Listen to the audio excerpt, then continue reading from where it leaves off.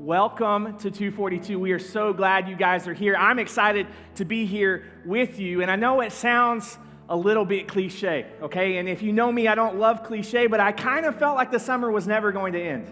Because there's so much anticipation, there's so much excitement and planning and preparation that goes into this, our fall kickoff. And so I am just pumped that you are here to experience it with us. My name is Chris. I'm the college pastor here at Brazos Fellowship. Now, I want to talk to you for a few minutes about what God's been doing in my heart over the last few months. This is a little bit of a look into my personal walk with Jesus. See, I've been on this journey, and I'm finally coming to a place where I can start to be honest with who I really am on the inside. You see, there are a lot of things that have happened in my life. There are a lot of experiences that I've had, decisions that I've made, things that I have said to people, or things that I've done to people, or things that people have done to me that have created this sense of shame. And it's weird, but I've let this shame build this wall in front of me. And for so much of my life, I have hidden behind this wall of shame. And I actually have let it begin to mask and disguise how people see me, how people perceive me, and maybe even worse, I've let it mask and disguise how I see myself. And for a long time, I've had a hard time being honest with myself about this topic of shame. And so I want to talk to you about it for just a few minutes, because shame is nasty, isn't it?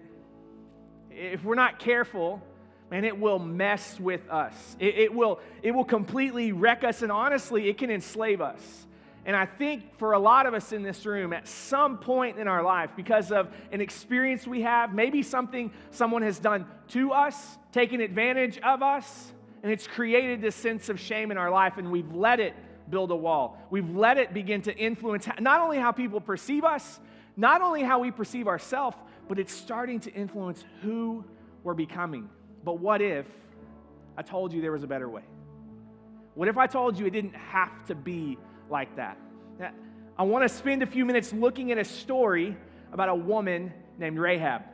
Now, as we pick up the story, Rahab is having a conversation with these two Israelite spies. These two guys have come into Rahab's hometown of Jericho, and they're actually in her home having a conversation with her when we pick up the story in Joshua chapter 2, starting in verse 12. It's up on the screens. Now then, please swear to me, this is Rahab talking, please swear to me by the Lord that you will show kindness to my family, because I have shown kindness to you. Give me a sure sign that you will spare the lives of my father and mother, my brothers and sisters, and all who belong to them, and that you will save us from death. Our lives for your lives, the men assured her. And this is the spies talking to Rahab. It continues, if you don't tell what we're doing, we will treat you kindly and faithfully when the Lord gives us the land. So she let them down by a rope through the window, for the house that she lived in was part of the city wall. Let's pray one more time, and then we'll jump in. God, I thank you that we can come in to this place and meet a bunch of new people and sing some amazing songs. And God, it doesn't matter what our story is. It doesn't matter where we come from or how we were raised. God, it just matters that we're here. And so, God, I pray for the next few minutes, God, that your word would speak to us, that it would speak to me. God, I pray that you would use me, God, that I would speak clearly, that people would connect with what you have to say to them tonight. God, we love you and we trust you. It's in your awesome, holy name that we pray. Amen. Hey, how about the band? Great job. Yeah. Thank you, guys. You guys are awesome. It is such a good job. So, like I said, my name is Chris, and I realized that I don't know most of you guys. And so I thought that I would tell you a little bit about myself. Is that okay? Okay, so nobody said yes, but I'm going to tell you anyway. I was born in Tyler, Texas, East Texas, okay? I went to Tyler Junior College, go Apaches. And but I've been here in Aggieland for about 10 years, a little over 10 years actually. I have 2 degrees from Texas A&M. My undergrad is in journalism, and my master's degree is in communications.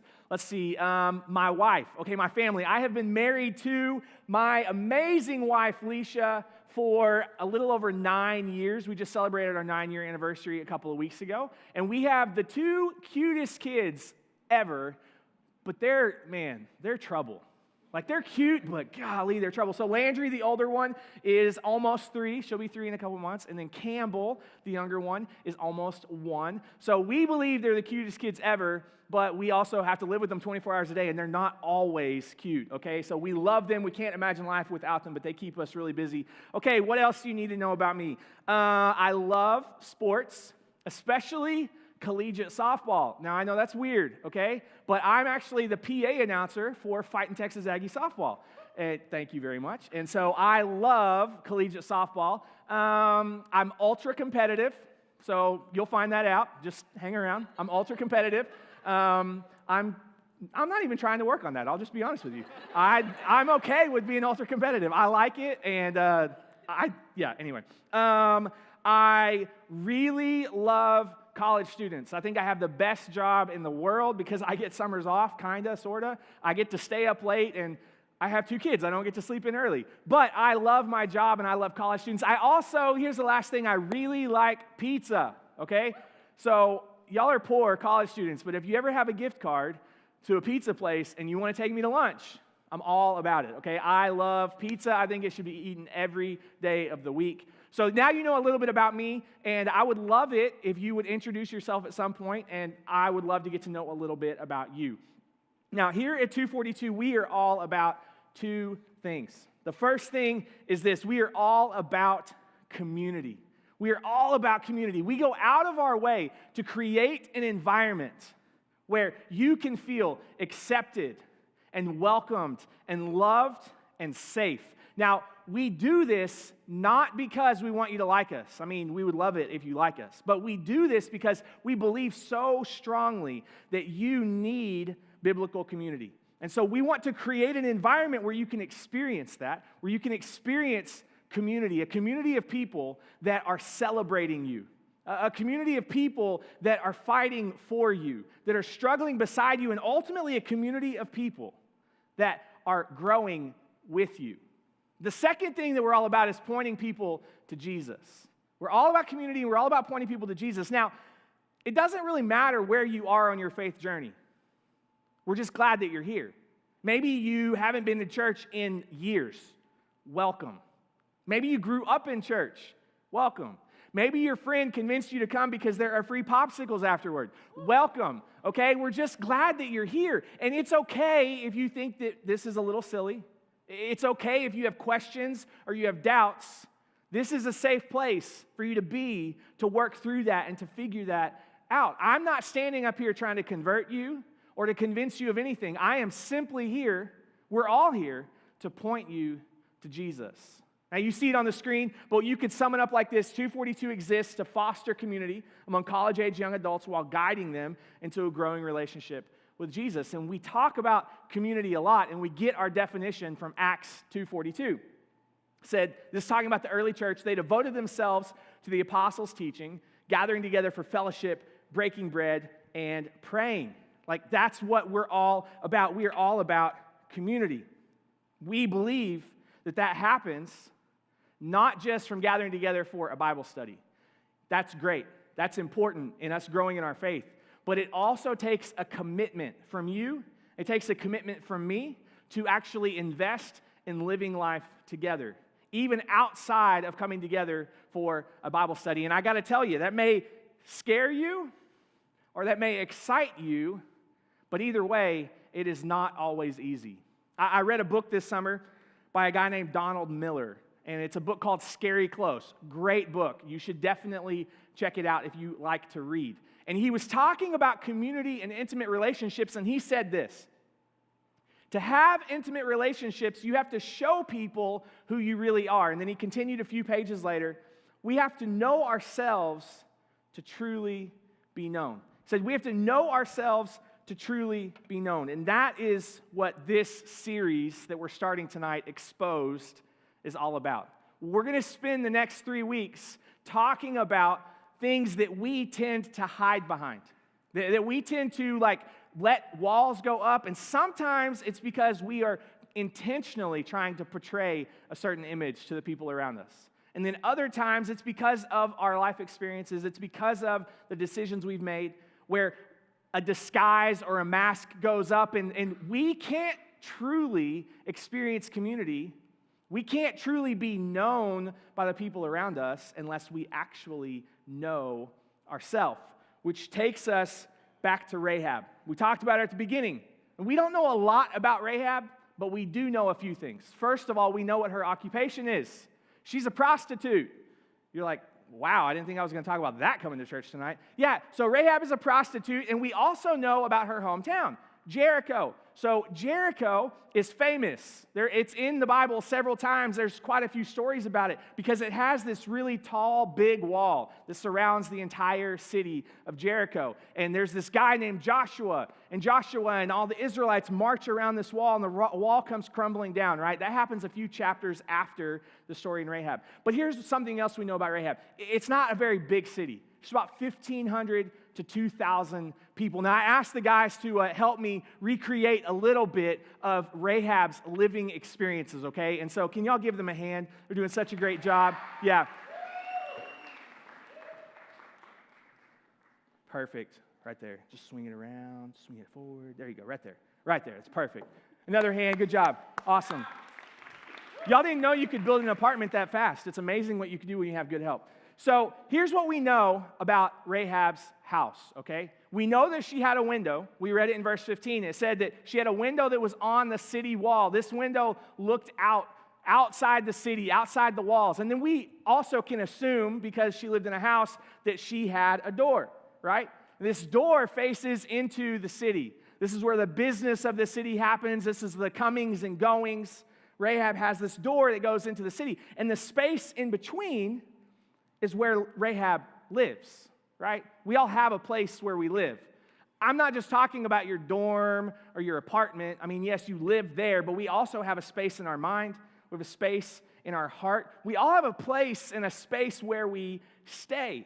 Now, if you were to zoom in my life and look at the place where I stay and look at my heart, there are some things that I don't want all of you to see. And those are the things that I tend to hide behind the closed door. I'm like, no, I don't want you to see this. And if we're honest tonight, I think we all have these different areas of our life that we're like, hey, I'm just gonna leave this over here. I don't really want anybody seeing this. I mean, sure, we might like poke our head out every once in a while. It's like, hey guys, how's it going, right? But then we close the door, we go back. But if we're not careful, we're gonna get stuck back there. Like, we're going to find ourselves spending more and more time behind a closed door because we're like, hey, when I'm back here, the reality is that I'm a failure. I have addictions I don't want people to see. Like, if people saw the real me, they wouldn't love me anymore. And so I spend my time hidden behind this door. But the longer we hide behind the door, the longer we hide behind shame, man, we're going to be trapped there. We're going to be stuck there. And so we have to make the decision to come out behind that. Now, I'm about to really put myself out there for you guys.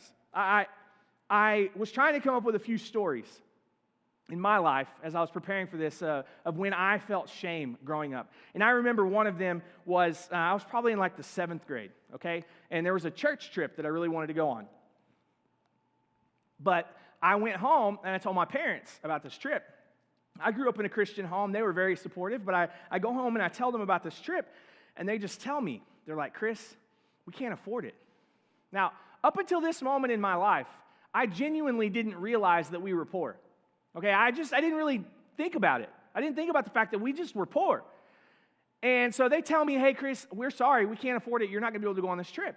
So I'm bummed out, obviously. I go back to church, but I get there, and the youth pastor is asking me, he's like, hey, Chris, are you going to be able to go on this trip? He's all excited, and he wants me to go. And it was the strangest thing, because my response to him indicated that I knew something was off. Because I was like, no, I'm not going to be able to go. My mom said that I have to mow the yard, and I'm going to be really, really busy. Right? So I didn't tell him the truth, because all of a sudden, I kind of felt a little bit of shame. And then he says to me, he's like, Chris, hey, I don't know if this makes any difference or not, but I have a scholarship, and I would love for you to go on this trip, like if that would help you out. And I remember thinking, aren't scholarships for poor people? And then all of a sudden it hit me. Wait a second. We're poor. I felt less than. I felt like somehow I wasn't as good as the other kids. Like maybe I was like a piece of clothing on the clearance rack. I remember another time where I really felt shame in my life. Now, I've got to be honest with you, okay? I had some conversations this week. I tried to come up with some funny stories because funny stories are funny, and everybody likes to laugh. And so I asked multiple people. I'm like, hey, help me. Come on. I'm struggling here. It's really hard to be lighthearted and talk about shame, okay? It's just, they don't really go together. So I remember another time, probably one of the greatest moments of shame in my life. And it was when my dad discovered that I had a problem with pornography. And I remember so clearly that moment. First of all, I thought he was going to kill me, like literally thought he was going to kill me. But he was ashamed of me. At least I felt like he was. I felt like he was ashamed of me, and instantly I felt this weight of shame. And I will tell you, I went straight behind the door, and I stayed there because shame was wrecking me. Now, there's a difference between guilt and shame, okay? Guilt can be a great thing. Guilt says, I'm sorry for what I did. Shame, on the other hand, says, I'm sorry for who I am. Guilt, it can be something that looks at our behavior. It's like, hey, maybe you made a poor choice, a poor decision. That's good. Shame, man, shame is an indictment on our character. Guilt is a gift that God gives us for restoration and reconciliation with other people. We do something wrong, we feel guilty about it, it causes us to go to them, it creates restoration. But shame is a lie that is meant to destroy us. Because shame doesn't just say, hey, you did something bad. Shame goes out of its way to say you are a bad person. And it comes at the strangest moments. You know what I'm talking about? Like, shame will just sneak in. And it's this feeling that just washes over you, and you've been doing good.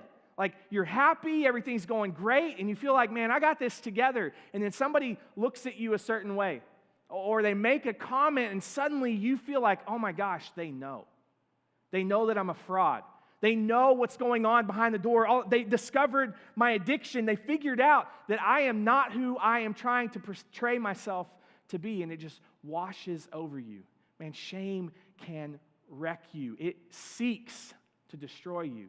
Shame is linked to statistics on depression and anger and eating disorders and addiction and suicide. Because shame goes out of its way to convince you you're a bad person, to get you to give up hope. It wants you to tap out. Shame is trying to get you to quit on life. And maybe you're here tonight, and this is like a last-ditch effort for you. It's a last resort, and you're at some place in your life where you're like, God, I need a sign. I need to know you haven't forgotten about me. I need to know that you still love me. And I want to tell you that this is your sign. Man, if you are crippled under the weight of shame, don't give up. Let somebody into your story. Because what if we began to discover that the thing that we have hidden behind, maybe it was a decision that we've made. Maybe it's an addiction that we have. Maybe it's something that we struggle with. Or maybe it's something where there was a situation out of our control. Somebody took advantage of you. Somebody abused you. Somebody did something in your past that has created shame. But what if you began to discover that who you truly are is enough? That there are people who will love you, even though you have flaws, even though you have a past, even though you have a history. It's okay. You know, I think that God sent these spies to Rahab because she was ready to tap out. I mean, think about it, right? Rahab is a prostitute. We know what a prostitute is. What we don't know, but I think sometimes we assume, what we don't know is if Rahab was a prostitute by choice or if she was forced to be a prostitute. And I think we assume a lot of times that it was by choice. Well, she made that decision, so that's her bed. She can go lie in it, right? But she's a prostitute, and we have no idea why she's a prostitute. But what we do know is that guys come in and out that door every day, in that door, out that door. And every time they leave, they take a piece of her dignity with her. And every day that she lives this life, she gets further away from the window that looks outside the city that gives her hope of what could be. And she moves closer and closer behind this closed door and behind this shame. And she begins to think, this is all I will ever be. Because shame begins to redefine you, begins to convince you that this is all you got. So the spies, they sneak into Jericho. Now, they had a simple job. Get in, look around, and get out. Except there's one problem. Nightfall.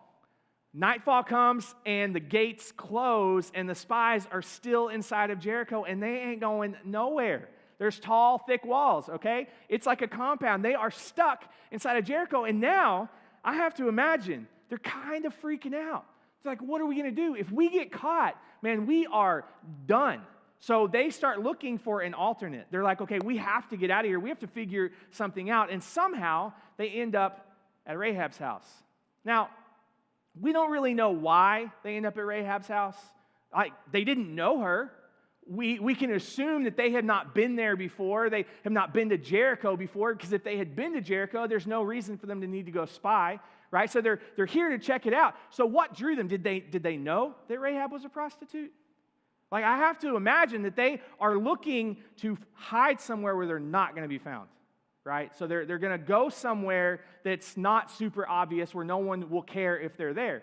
So they show up at Rahab's door. Now, I did some research because I'm like, okay, did they actually know she was a prostitute? Have you ever heard the term red light district, right? So it's an area of town where there's a red light outside, and it signifies that that's like a brothel or a prostitution house or whatever. So before there were red lights, there were red cords, okay? And so this red cord would be hung on the door, signifying she was open for business. And so the spies and everyone in Jericho knew exactly who Rahab was.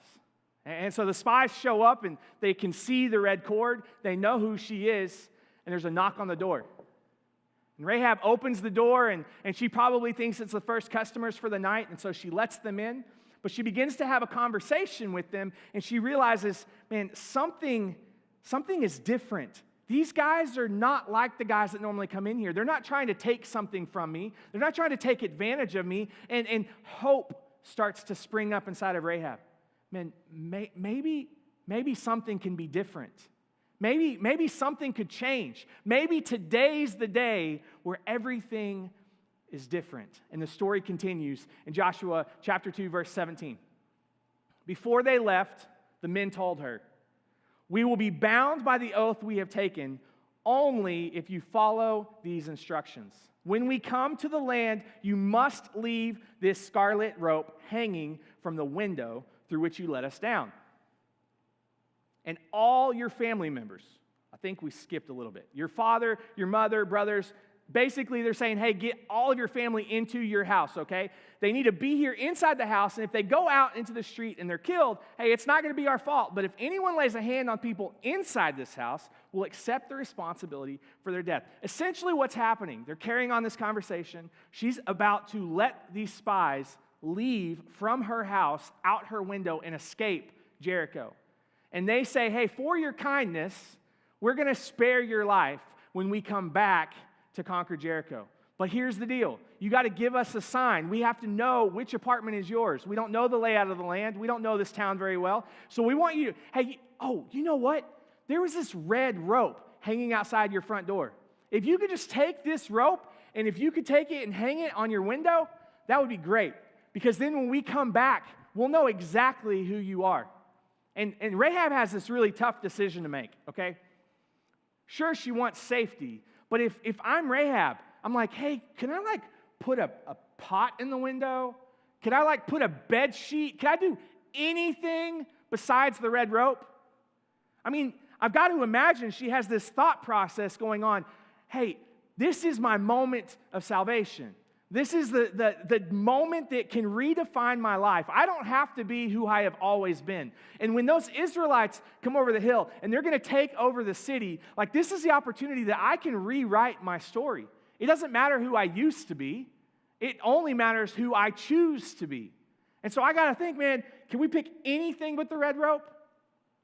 But see, what was a sign of her shame, what had identified her, God is about to use as a sign of salvation. And God does this all the time.